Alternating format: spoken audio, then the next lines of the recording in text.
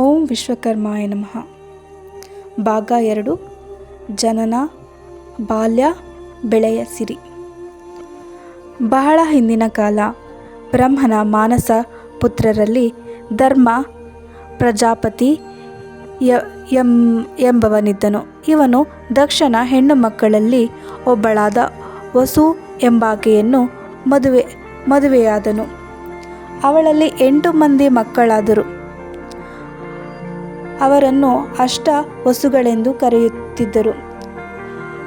ಅವರಲ್ಲಿ ಪ್ರಭಾಸ ಎಂಬವನೊಬ್ಬನು.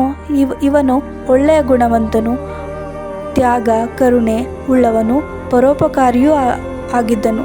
ಶುದ್ಧ ಹೃದಯದವನು. ದೇವತೆಗಳಿಗೆ ಗುರುವಾದ ಬೃಹಸ್ಪತಿ ತನ್ನ ಮಗಳಾದ ಬ್ರಹ್ಮವಾದಿನಿ ಅಥವಾ ಯೋಗಸಿದ್ಧಿ ಎಂಬವಳನ್ನು ಇವನಿಗೆ ಮದುವೆ ಮಾಡಿ ಕೊಟ್ಟಿದ್ದನು.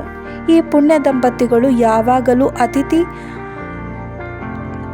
ಅಭ್ಯಾಗತರನ್ನು ಸತ್ಕರಿಸುತ್ತಾ ದೇವರನ್ನು ಸತ್ಪುರುಷರನ್ನು ವಿದ್ವಾಂಸರನ್ನು ಪೂಜಿಸುತ್ತಾ ಇದ್ದರು. ಇವರಿಗೆ ಬಹುಕಾಲದಿಂದ ಮಕ್ಕಳಿರಲಿಲ್ಲ. ಲೋಕದಲ್ಲಿ ಅತಿ ಶ್ರೇಷ್ಠನಾದ ವಿಜ್ಞಾನಿಯು, ನಿರ್ಮಾಣ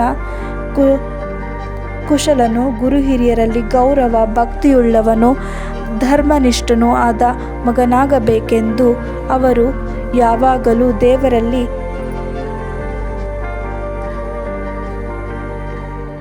ಬೇಡಿಕೊಳ್ಳುತ್ತಿದ್ದರು. ಅವರ ಬೇಡಿಕೆಯ ಫಲವಾಗಿ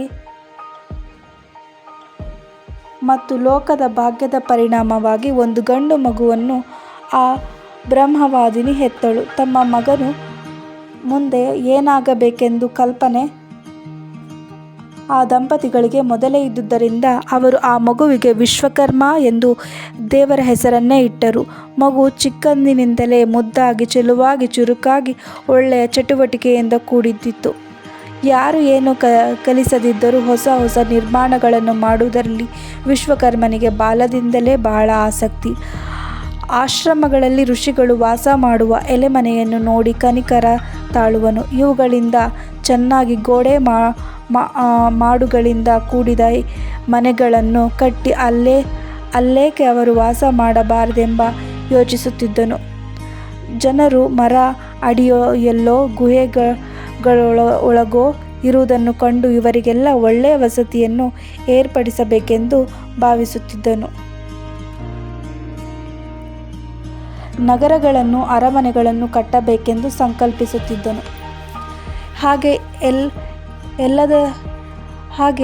ಎಲ್ಲಾದರೂ ಅವನು ಹೇಳಿದಾಗ ಇದು ಬರಿಯ ಮಕ್ಕಳ ಆಟಿಕೆಯ ಮಾತೆಂದು ಇತರರು ಹೇಳುತ್ತಿದ್ದರು. ಆಟಕ್ಕೆಂದು ತಾನು ಗಾಡಿಯನ್ನು ಮಾಡಿದನೆಂದರೆ ಕೀಲನ್ನು ಒತ್ತಿದಾಗ ಅದು 10 ಅಡಿಯಷ್ಟು ದೂರ ಹೋಗುವಂತೆ ಮಾಡಿ ಇತರರನ್ನು ಬೆರಗುಗೊಳಿಸುತ್ತಿದ್ದನು.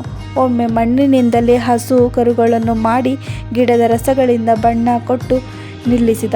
ನೋಡಿದವರಿಗೆ ಅವು ಜೀವವುಳ್ಳವು ಎಂದು ಭಾವಿಸುವಂತೆ ಆಯಿತು.